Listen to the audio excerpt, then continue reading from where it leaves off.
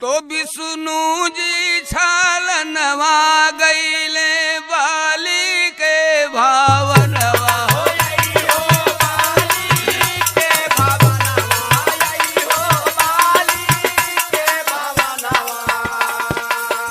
हर मांगई दनवा हो गईले ना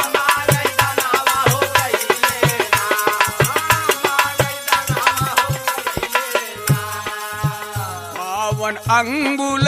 का बभनवा मांगई दनवा हो गईले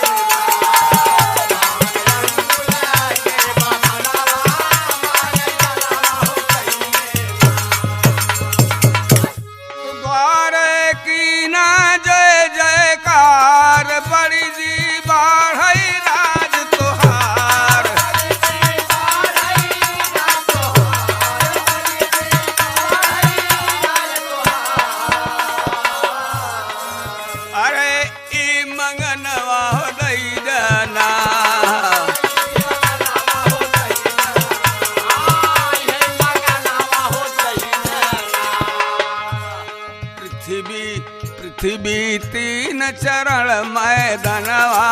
है रजनवा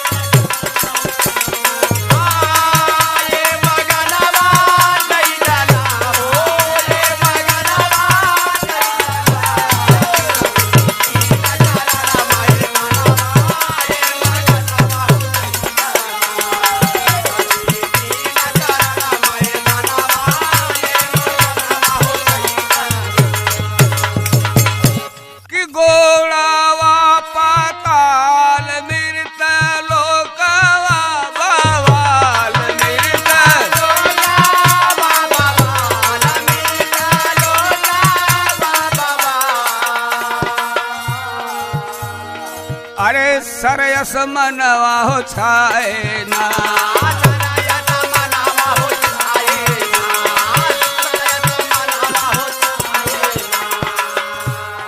घटी तब आधा चरणवा सरयस मनवा छाए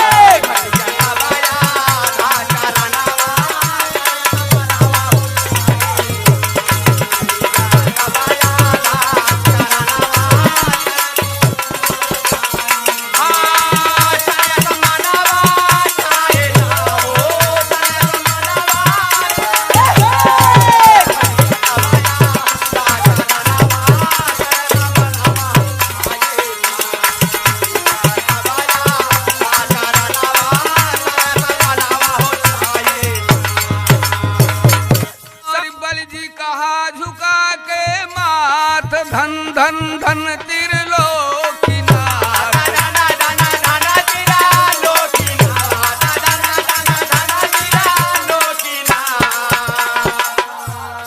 की है मंगनवा दई जाना